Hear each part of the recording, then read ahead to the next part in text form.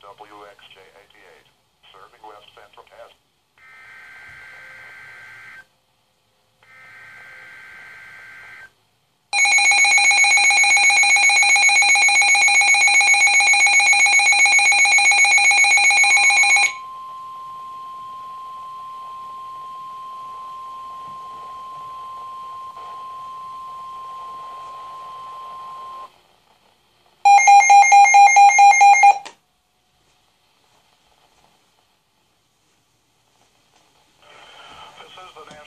Service in Chanhassen issuing a test tornado warning for Wisconsin and Minnesota.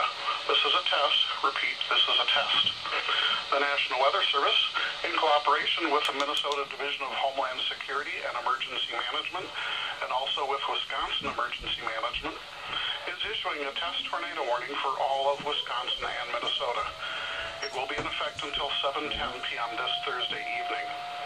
This is a test. If this was a real situation, you would go to a safe place immediately.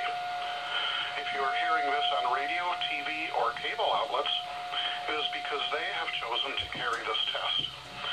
Once again, this has been a test as part of Tornado and Severe Weather Awareness Week in Wisconsin and Minnesota.